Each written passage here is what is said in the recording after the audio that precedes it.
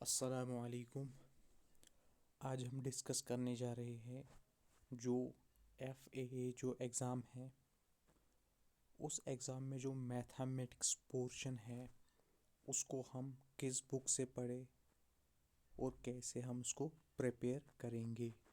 ठीक है, देखिए सबसे पहले अगर हम बात करें, हमारे पास है सिंपल या compound interest. Simple and compound interest हमारे पास टॉपिक है।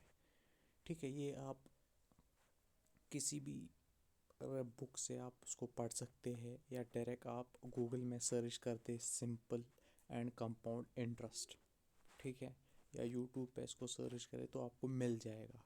ठीक है, इसको आप वहाँ से पढ़ सकते हैं। अगर हम अब बात करेंगे linear equation in two variables की, अगर हम बात करेंगे तो linear equation with two variables class 10th का टॉपिक है। ठीक है, क्लास 10th का थर्ड चैप्टर जो है, जो NCERT आती है 10th में, जो JK बोर्ड्स में भी पढ़ाई जाती है, उसका थर्ड यूनिट है linear equation with two variables. उसको आप पढ़ेंगे तो आपका ये टॉपिक कवर हो जाएगा। ठीक है, आपको अप्लाइड तरीके से पढ़ना है। ठीक है, एप्लीकेशन वाइज आपको क्लियर होना चाहिए। आप 10th की बुक से इस टॉपिक को पढ़ सकते हैं। Permutation, combination and binomial theorem. ठीक है, परम्यूटेशन एंड कॉम्बिनेशंस जो 11th है, 11th की NCERT बुक में आपको मिलेगा। 7th चैप्टर है परम्यूटेशन एंड कॉम्बिनेशन और बाइनोमियल चैप्टर है 8th chapter NCERT class 11th की। ठीक है, तो लिमिट्स एंड डेरिवेटिव ये भी आपको क्लास 11th में मिलेगा।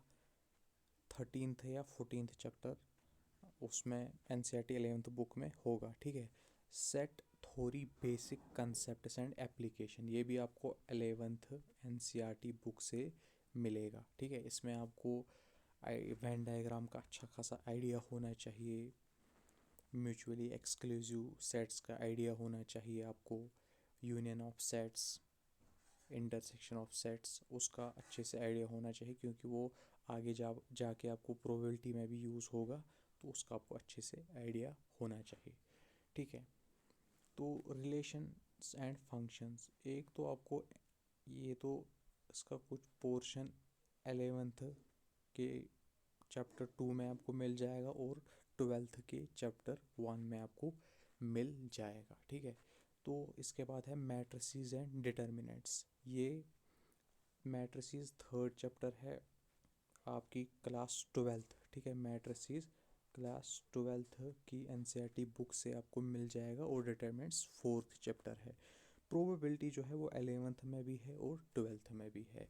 आप उसको प्रोबेबिलिटी को 11th क्लास से भी पढ़ सकते हो और 12th से भी। ठीक है, दोनों बुक्स को आप रेफ़र करें, 11th NCERT और 12th को भी। ठीक है, थोड़ा बहुत उसका कुछ आइडिया आपके क्लास 10th में है, लेकिन उसमें इतना नहीं है। असल में आपको क्लास 11th और 12th में आपको मिल जाएगा इसका। ठीक है, अब है कोऑर्डिनेट एंड 3D ज्योमेट्री। ठीक है, तो कोऑर्डिनेट ज्योमेट्री क्लास 10th में भी है।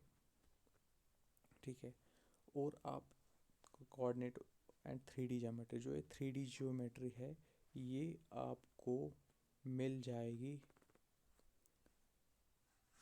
इसमें क्लास 11th और क्लास 12th में आपको ये चीज़ें मिल जाएंगी, कोऑर्डिनेट एंड 3D ज्योमेट्री। एक तो क्लास 10th में भी है और क्लास 11th और 12th में भी। और जो ये वेक्टर्स है, ठीक है, वेक्टर्स क्लास 12th NCERT में आपको मिल जाएगा। ठीक है, तो आपको कुल मिला के कैसे पढ़ना है, आपको 3 बुक्स यूज़ करने हैं सिर्फ। एक तो ये है कि आप linear equation with two variables class 10th की NCERT से पढ़े।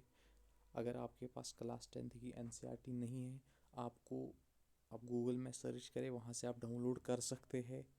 आप 11th की NCERT भी डाउनलोड वहाँ से कर सकते हैं, 12th की NCERT भी वहाँ से डाउनलोड कर सकते हैं। उसको आप पढ़ेंगे आराम से, उसको समझने की कोशिश कीजिए, आपको समझ आ जाएगा। डरने की कोई ज़रूरत नहीं, मैथ एक सिंपल सब्जेक्ट है, बस आपको थोड़ा सा फोकस करने की ज़रूरत है। ठीक है, आपको अच्छे अच्छे तरीके से मैथ आ जाएगा और आपसे क्वेश्चंस बन जाएंगे। आपको फॉलो करना है NCERT बुक्स को। वो तो बैकबोन है हर किसी कॉम्पिटिटिव एग्ज़ाम की। ठीक है, थैंक यू।